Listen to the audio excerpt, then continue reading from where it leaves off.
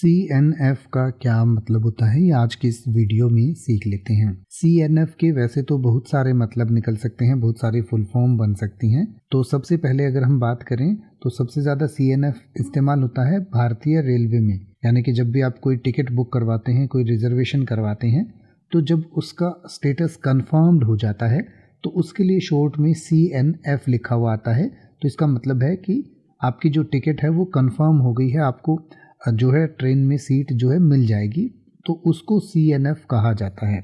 इसके अलावा एक और टर्म यूज़ होती है जो बहुत ज़्यादा होती है इस्तेमाल, वो होता है C&F। तो इसका दो तरीके से इस्तेमाल होता है C&F का। C&F एक तो कैरी एंड फॉरवर्ड को कहा जाता है, यानी कि जो एक तरीके से सुपर स्टॉकिस्ट होते हैं किसी भी कंपनी के, जो किसी भी कंपनी से माल को लेते हैं और आगे डीलर्स की बजाय डिस्ट्रीब्यूटर्स को ही दे देते हैं। तो जो बड़े डिस्ट्रीब्यूटर होते हैं एक तरीके से, उनको C&F कहा जाता है। C&F मतलब कैरी एंड फॉरवर्ड। इसके अलावा कोस्ट एंड फ्रेट भी शॉर्ट में C&F को कहा जाता है, यानी कि किसी भी चीज़ को एक जगह से दूसरी जगह पर ले जाने का जो खर्चा आता है उसको C&F कहा जाता है, यानी कि कोस्ट एंड फ्रेट, यानी किसी चीज़ की कोस्ट, किसी चीज़ की कीमत और उसको एक जगह से दूसरी जगह ले जाने का मतलब जो खर्चा है उसको C&F कहा जाता है।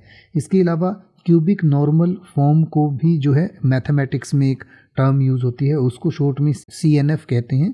इसके अलावा क्यूमुलेटिव नॉर्मल फ्रीक्वेंसी को भी शॉर्ट में CNF कहा जाता है। कन्फर्मेशन को भी शॉर्ट में CNF कहा जाता है और कंटेनर फ्रेट स्टेशन को भी शॉर्ट में CNF कहा जाता है। तो इस तरीके से CNF की बहुत सारे अलग अलग मतलब और फुल फॉर्म बन सकती हैं। अब आप किसी भी वर्ड का मतलब हिंदी और इंग्लिश में YouTube पर सर्च कर सकते हैं, आपको मेरी वीडियो मिल जाएगी जिसमें आप बिना किसी फालतू बकवास के सीधा उस वर्ड का मतलब समझ पाएंगे। तो ऐसी ही वीडियोस को देखते रहने के लिए चैनल को सब्सक्राइब करें और बेल आइकन को प्रेस करें।